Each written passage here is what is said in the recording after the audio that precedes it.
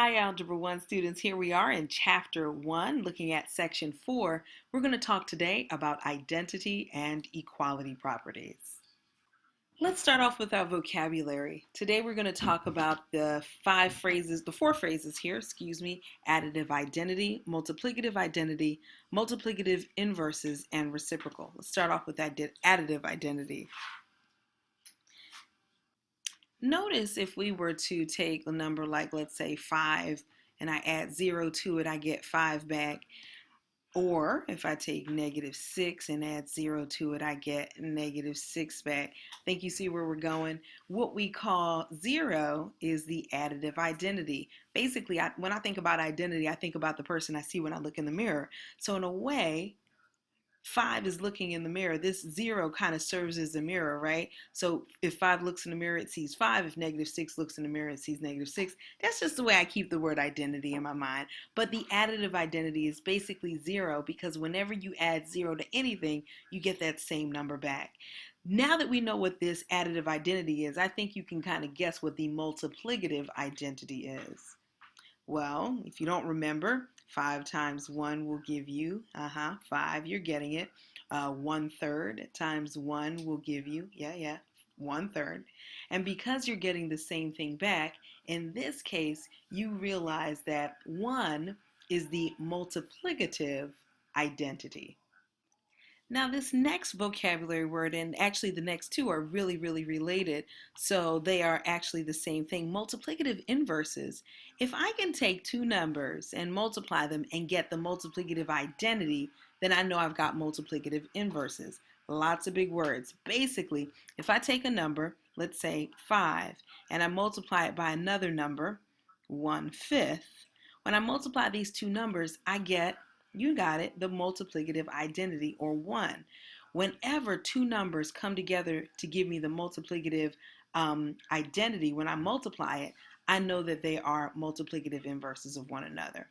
All right, so oftentimes they will be anyway. So here's the story. So if I have like a fraction, let's use an actual pen. If I have a fraction a over b, write that down. If I have a fraction like a over b, and I multiply it by its reciprocal, b over a, what I end up with is ab over ba, or ab, same thing, which is 1. So anytime I have two numbers that are reciprocals of one another, they are multiplicative inverses of one another.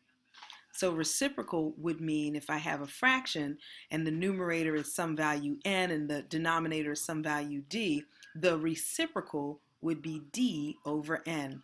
Some people, sometimes I'll even say it, is basically the reciprocal is just flipping that fraction. So we're going to look at these properties right now, multiplication properties, based on some of the vocabulary that we just talked about. So the property of the multiplicative identity is basically that anytime you have a number and 1, and we take the product of a number and 1, we're going to get a. And so that's the way we would say it. This is the way we see it. And here's an example of it. The multiplicative property of 0, we didn't talk about this, but you and I both know that anytime you multiply something by 0, you're going to get 0 as an answer. And so for any product of a and 0, a being any generic number, the value is going to be 0. Here's the symbolism, and here's an example. Now the multiplicative inverse, we know we talked about it basically as a reciprocal. We're going to get into some math legalese in a sense. Check this out. It says for each number a over b where a and b both do not equal 0. Now that's really important because in mathematics we do not divide by 0. And a can't be 0 because when I take the reciprocal, it would be at the bottom and we would then be dividing by 0. So that's why this is here, just to basically say, hey, we're not doing anything crazy, right? So I don't want you to trip over this little bit of information. It really is the same thing that we talked about before. But for any number a over b where neither of those guys are 0, there is exactly one number b over a such that the product of these two numbers together is going to be 1. So basically a over b times b over a is equal to the same thing as b over a times a over b, which is 1. And here are some examples. We're going to use these properties to answer some of the problems or to address some of the issues or questions presented to us in the example. So let's look at example 1. It says identify the properties.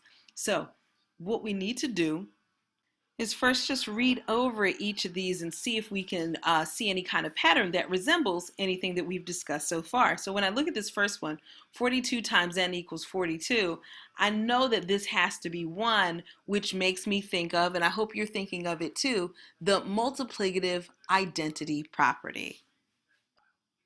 So recognizing that we have this property, we're supposed to find the value of n, clearly we can tell that n must equal 1. All right, kind of makes sense. Let's look at this next one. So if I have n plus 0 is equal to 15, chances are anything plus 0, this kind of reminded me of do you remember the additive identity property, which highlights 0 as the kind of mirror in the situation. So a number plus 0 is always going to equal to itself. So that lets us know immediately that we must be dealing with 15. In this case, n has to be 15. Let's take a look at this last one. Here I'm multiplying two numbers and the product is 1. This reminds me of, I'm going to give you a moment to think about it. If you guessed the multiplicative inverse property, you're absolutely correct. Very good. And so what does this tell me about n? Well, I know n times some number 9 is equal to 1. Anytime you have two numbers that multiply to give you 1, you're pretty sure that these numbers are inverses of one another or reciprocals of one another. So if one number is 9 over 1, the other number, n, must be 1 over 9. So if you got that too, very good. Let's look at another example. All right, so before we get to the example, we do have a couple other key concepts that we'll talk about. And these concepts you're going to see come up again and again in lots of math classes.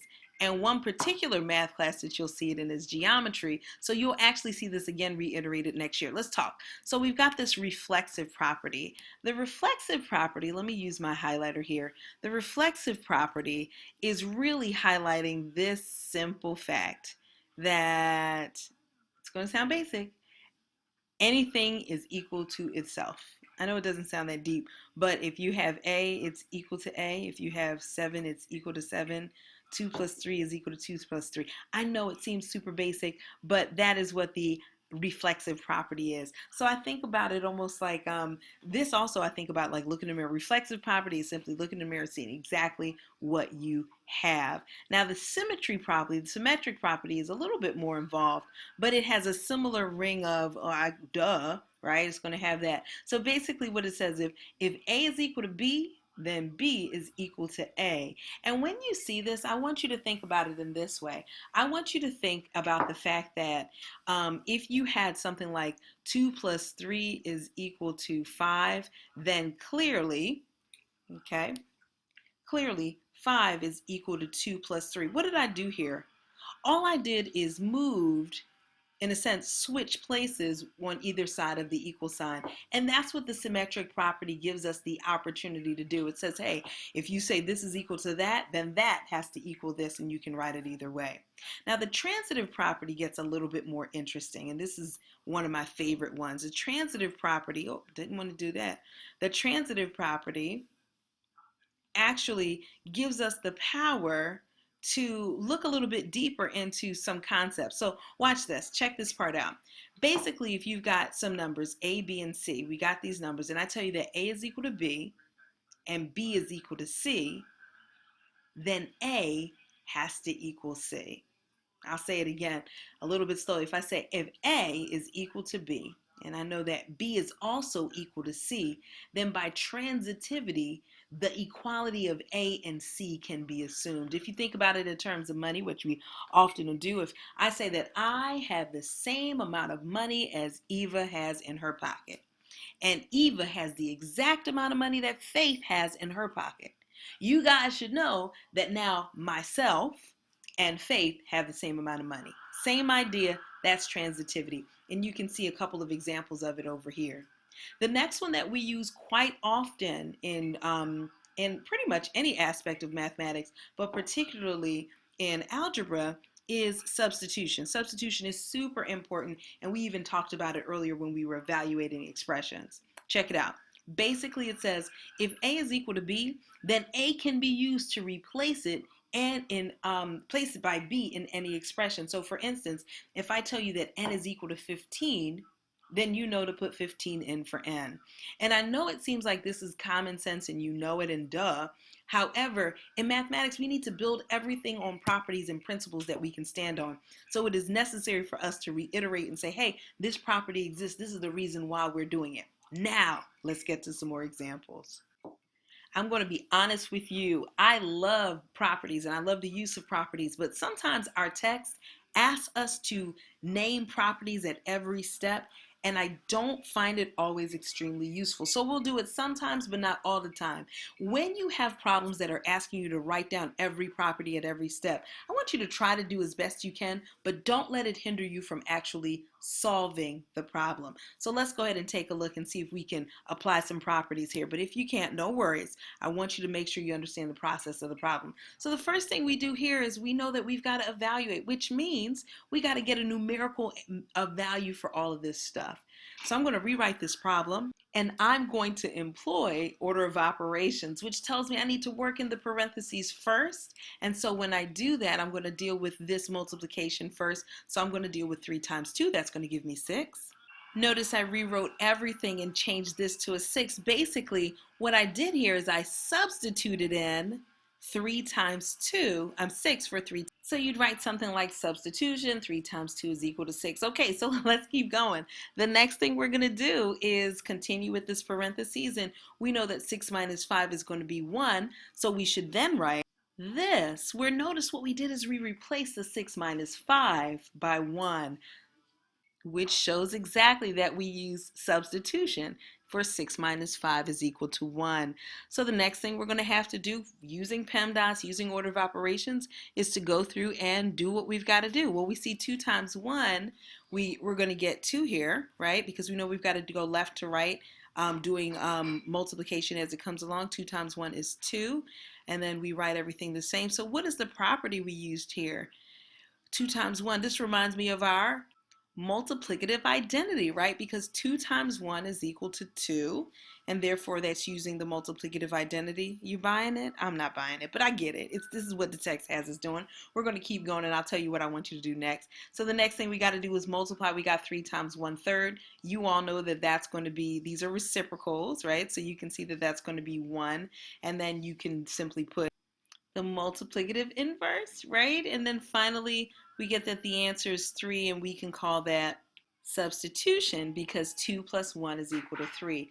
Now, to be quite honest, I feel like a lot of these could have been substitution. I think you'd have made a decent argument to say that simply we were substituting here, moving from this spot to this spot, 2 times 1 for 2, or substituting 3 times 1/3 for 3 times 1/3 for 1. I don't really love this process, but I understand what the textbook authors are trying to do. They want you to really understand properties, and so they're trying to show you how we use properties to justify our steps.